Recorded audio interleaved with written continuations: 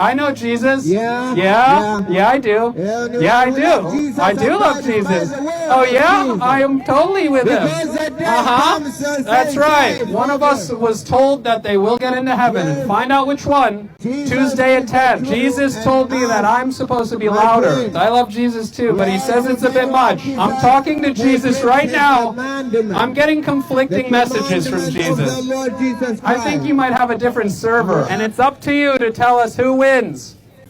I'm winning. Thank you. You heard that? Jesus Christ. And the Lord will come down, and heaven's there for those. And you know what? And that's what I said too. And honestly, it was my idea first, and he's copying everything I said. If it was up to me, Bronny James would have gone to the Wizards. Michael Jordan played for the Wizards. That's the closest we'll get to a second coming of Jesus. Ladies and gentlemen, comedian John Jacobs. Why does everybody in the National Guard have that porn mustache from the 70s? You guys look like Bottom Gun. Anyways, it's good to be here in Iraq.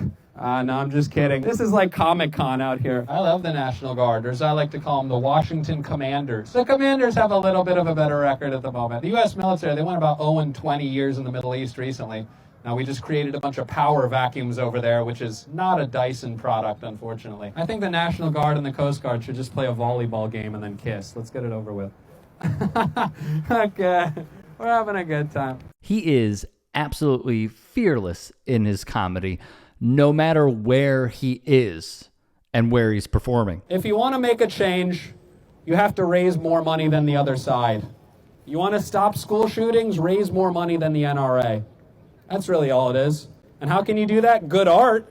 Good art works. Hamilton made a slave owner look like Jesus Christ. That's how good that art was. And yeah, thank you. You guys are with me. And then some people go, oh, well, Hamilton didn't own slaves.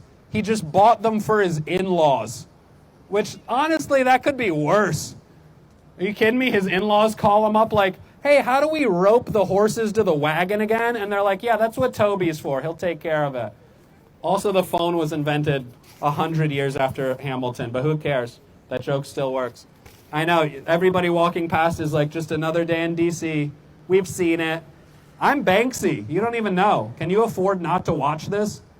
You're going to see this on the news in a week and go, wow, I was there, I swear. You weren't here. You were. That first line was a banger, because sadly, it remains true. You ever put a hand on either side of a dog's head, and you move one hand, it goes to it, you stop, you move the other one, it goes to it. You just do that forever, it never bites anything, it just keeps going back and forth. That's what the world is doing to us on a daily basis.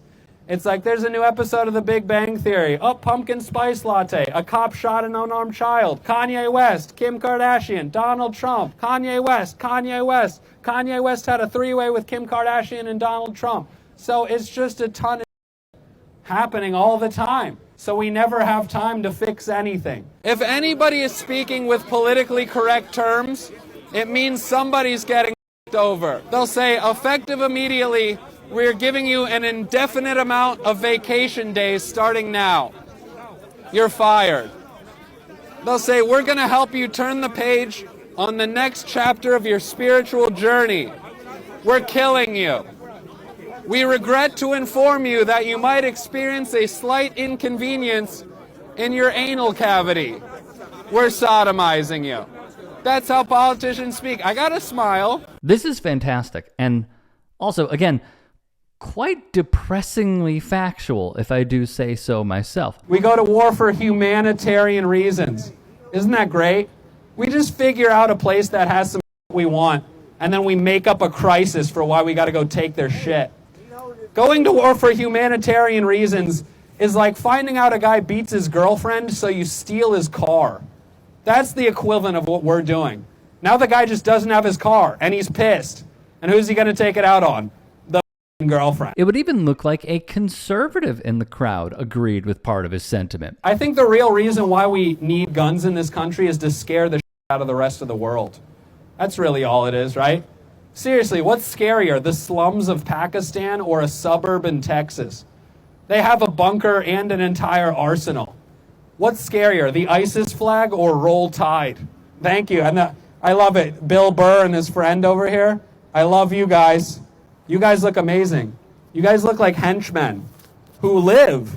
You don't die. I appreciate you guys. The way you're sitting looks like you're going to shit up, and I love that. I absolutely love this dude. I love his approach. I love his content. A+ sets in DC that y'all saw. Please follow his work on TikTok under the handle John Jacobs CC on the platform. Here's something that gets me, okay?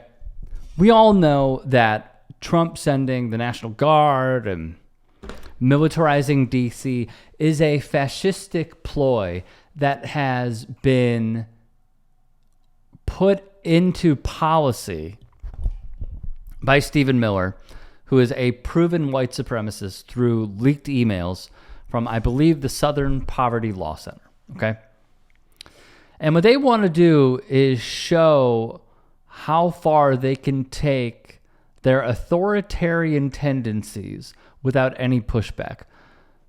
DC Mayor Muriel Bowser has already shown that she will facilitate this and has given quite terrible quotes about what they're doing. And yet when I see John Jacobs roast those in uniform, and some of them, whether it's edited or not, for this conversation, let's say it's not, and they're laughing at his jokes, it shows how this is unjust and incalculable to serving us. Do you want your tax dollars going to these guys proven through different videos picking up trash? They're garbage men. They are glorified garbage men in the nation's capital. How do we not see what is happening and call this out? It's astonishing. And I think the bigger problem is the messaging. Because it's not us who are able to just see things through a wide-angle lens, you know? I think it's more so how it will be intentionally misconstrued for bad faith actors like Murdoch's News Company and the far-right podcaster bros to say, yeah, that's awesome. This is great. Like the Tim Pools, who allegedly are getting paid or were paid by Russian state media. And Benny Johnson, also in there. Dave Rubin, also in there. And they'll just cheerlead this because they're paid to cheerlead it. Truly astonishing that this is going on. The Guard is getting roasted to their faces. They are laughing. They're picking up trash. And somehow this will be selectively put together by various news organizations who simply, in a way to not get sued by the Trump administration, to just give them a pat on the back through their coverage. Dark times, man. Really, really, really dark times. And I hope that you call this out as much as I do, because it is blasphemous, to borrow a Stephen A term, that this is happening in our nation's capital.